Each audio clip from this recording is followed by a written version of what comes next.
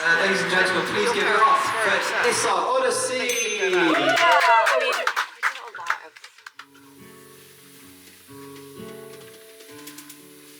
Thought I knew myself, thought you know me too. These days we're stuck here in between, have nightmares about the future, scared of losing all my dreams. My name's Issa Odyssey and I'm an independent artist based in London, making music influenced by alt pop, indie soul, lo-fi, and kind of rooted in poetic lyricism.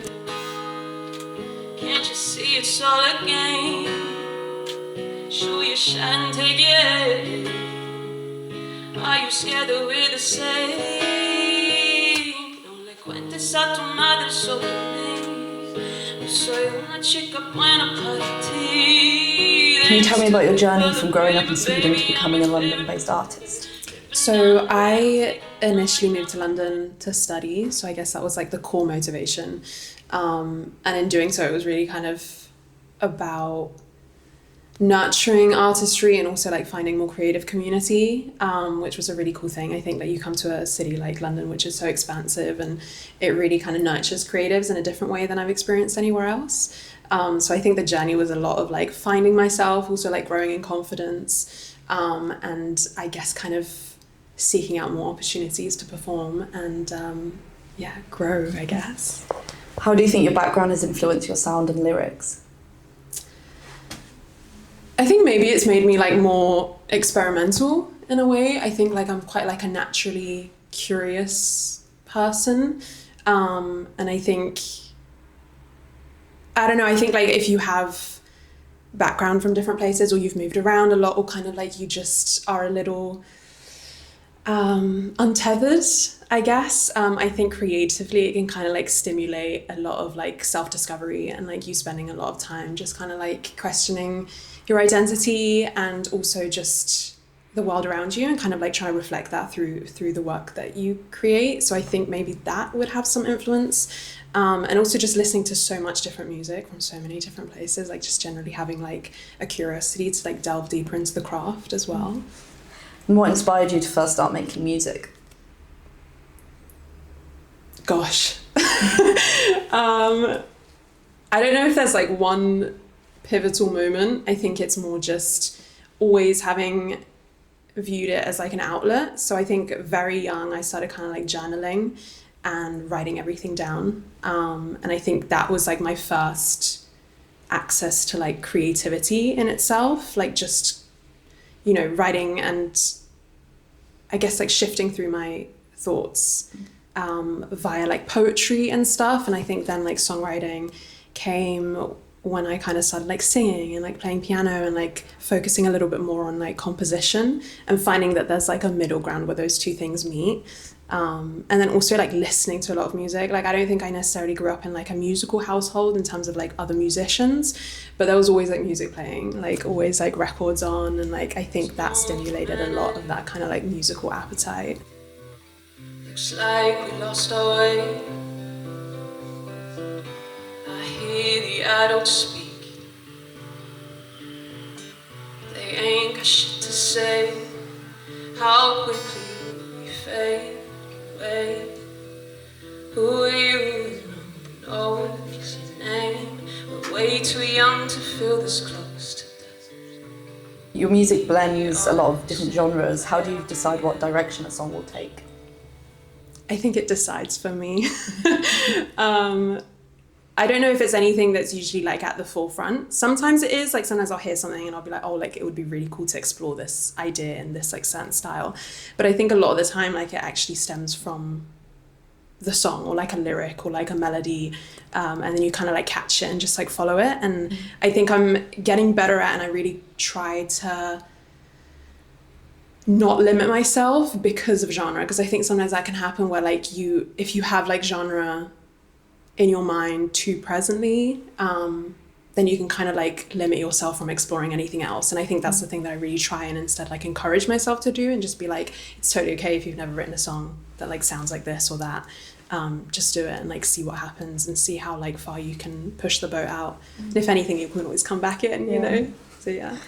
You also direct and produce your own visuals. How important is it to align your visuals with your music? I feel like they go hand in hand. I think that's like one of the most, I guess, like artistically fulfilling parts is seeing where like those two meet. My background is in like acting and film as well, so I think that's really influenced the way in which I perceive my music. So even in the studio, I think like I have a really strong like sense of where I want it to visually move, you know. So I think in a perfect world, I would love to be able to like do a lot more of that. And you know, I guess like a lot of that is sometimes restricted by like budget and stuff, and like finding people to work with, and it really like depends on kind of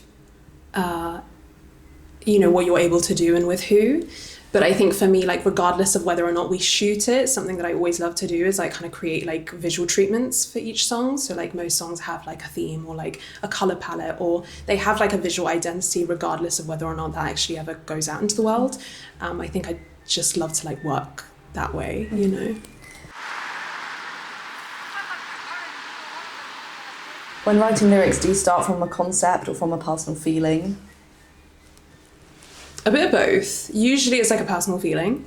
I think I would say like 80% of the time it's been something that's either felt like personal or something that like I've experienced in like secondhand. So like a conversation or like an experience of a friend or something that's happening in the world, and like kind of channeling it through there. But it always feels emotionally like authentic. So not something that like I've kind of entirely imagined. But then sometimes, like for example with tracks like Tokyo, is really kind of inspired by like a concept and wanting to do something a bit more abstract, instead being kind of inspired by like a theme or a topic that isn't necessarily something that I personally have any experience with. I've never robbed a bank, so I'll say that on camera now for the record. Is there a part of creating a song which matters the most to you, such as the lyrics, the melody, or the production? I think like all of the above, but I've always had like a soft spot for lyricism. I think it's the part of music that I've been like the most drawn to. Like I grew up listening to a lot of like lyrical hip hop and like R&B and like kind of music that it felt like the root was the story. And so like I think like narrative and storytelling holds like a really like strong grip on me. That being said, I think like that probably wouldn't have the impact it does if it wasn't for the actual like composition, like the melodies and the production. So they all kind of like fit, you know, they go hand in hand. Yeah. Do you think it's important to speak your mind with your music? Always. Yeah. I think like integrity is like everything you have as an artist. I think that's what makes you an artist. I think if anyone ever like, you know, puts you in a position where you feel like you can't have that freedom of expression, then it kind of just feels like they're entirely minimizing like the purpose of what it is to make art. So that's something that I always like hold so close and like really aspire to never allow myself to shift where that isn't important, you know. Why do we stay when hope is gone?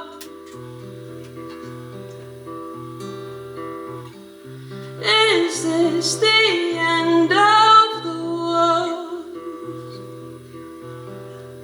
You recently did a studio show for your fans. What was that like? That was amazing. Yeah, it was such a lovely experience. It's the first time I've done anything like it, and it was just so nice to like fulfill this kind of dream I've had with this project.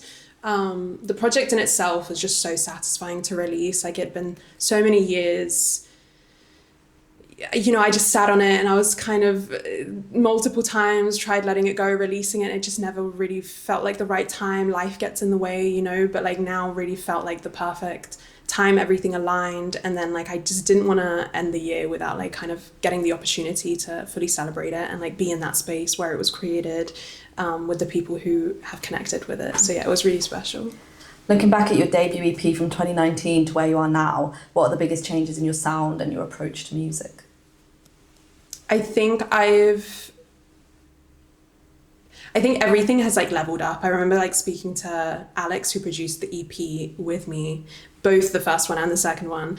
I remember when we were creating the project, it was kind of, a lot of the conversations we had about it were about like leveling up and like evolving and like how are we doing things differently now. And most of that was kind of unsaid. Like it wasn't something that needed, it was something that came naturally, and it was kind of like through the sessions we just noticed. We'd be like, oh wow, like if we had approached this back in 2019, it would have sounded different than it does now.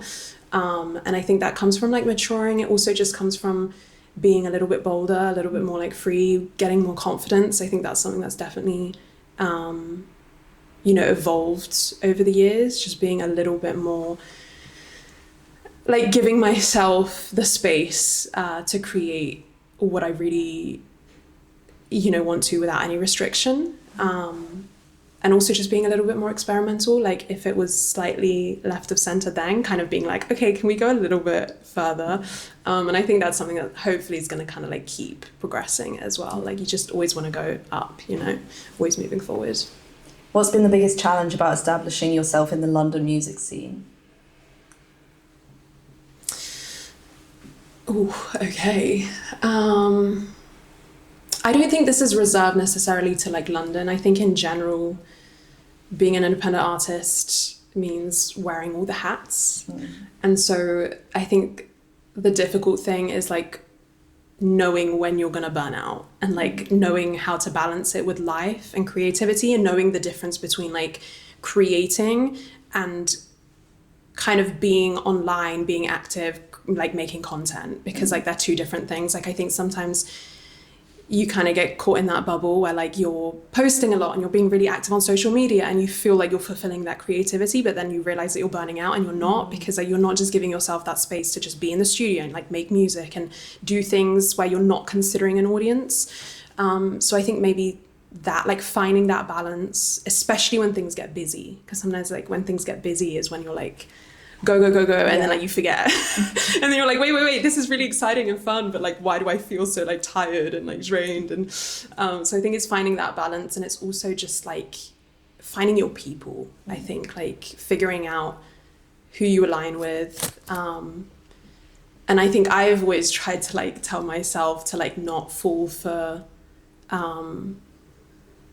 I guess how easy it can be to just kind of hang out with people who you feel you should be hanging out with, even if they don't if you don't resonate with them. Because I think a lot of like this industry is like networking and like trying to get into rooms, and it's just always about like trying to get into the rooms without compromising yourself and like who you are. So I think that's kind of the biggest thing is like staying true to you, even through like all the noise. And I might fly like a goose, want too much to touch the sun, 'cause I know I won't give it up. And these days, nobody's here to help us, we're hopeless, lost deep in the pit of this cycle of the narcissist. Who made you so important? Who told you that your anger doesn't count as an emotion? I'm emotional. What do you hope people take away from your music? Tell me what it's like to not be anxious every hour. Gosh, I guess I always... this is tough. Because ideally, I hope everyone takes away something different. I hope everyone takes away like what they came for, like instead of it being like something that I'm trying to... I don't want to be like the controlling factor in how it's perceived. But I hope by creating something that feels entirely aligned with me and feels authentic and feels true, whatever the subject matter, like whatever the genre, whatever the style, hopefully when it kind of goes out there and I let it go and somebody else receives it, it's met with that same kind of introspection and depth. And like, I just hope to meet people where they are. And like, if that allows you to kind of, I don't know, dive a little deep into like your vulnerability, or just make you feel something. I think that's the biggest thing, feeling, and like hopefully deep feeling at that. Yeah. What exciting things do you have coming up? So I'm releasing new music in January, which I'm very, very excited for. I said January so confidently. It might be February, but like beginning of the year. I'm really excited. I feel like the music that I've now been making is like some of my favorite music I've ever made. So I'm so excited to release that and hopefully more shows as well. And yeah, just bigger and better, exciting things. Yeah.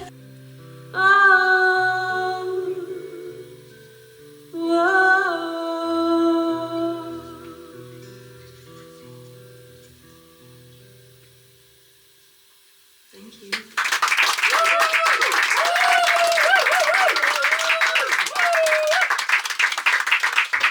The final question, I have this book. If you turn to a random page with a sticky note and answer the question on it. Oh, wow, this is so cool.